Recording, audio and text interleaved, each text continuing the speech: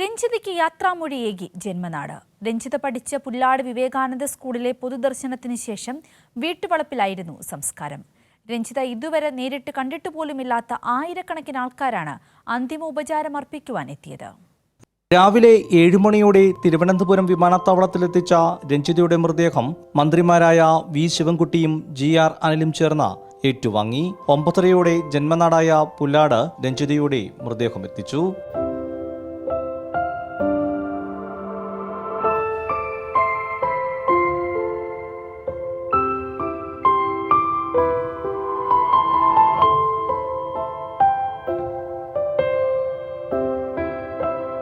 മൃതദേഹം പൊതുദർശനത്തിന് വെച്ച ശ്രീ വിവേകാനന്ദ ഹൈസ്കൂളിലെത്തി മന്ത്രി VN വാസവൻ അന്ത്യാഞ്ജലി അർപ്പിച്ചു.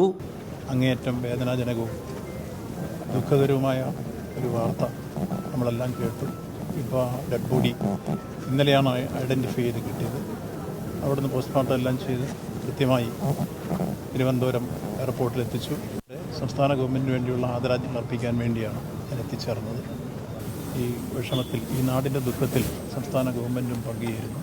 ശ്രീ വിവേകാനന്ദ സ്കൂളിലെ പൊതുദർശനത്തിന് ശേഷം 1:30യോടെ രഞ്ജിതയുടെ മൃതദേഹം വീട്ടിലേക്ക് എത്തിച്ചു. വൈകിട്ടോടെ വീട്ടുവളപ്പിൽ സംസ്കാര ചടങ്ങുകൾ പൂർത്തിയായി. CPIM general secretary MA baby, സംസ്ഥാന സെക്രട്ടറി MV ഗോവിന്ദൻ, കോൺഗ്രസ് നേതാവ് തിരുവഞ്ചൂർ രാധാകൃഷ്ണൻ തുടങ്ങിയവർ തിരുവനന്തപുരം വിമാനത്താവളത്തിലെത്തി അന്തിമ ഉപചാരം അർപ്പിച്ചിരുന്നു.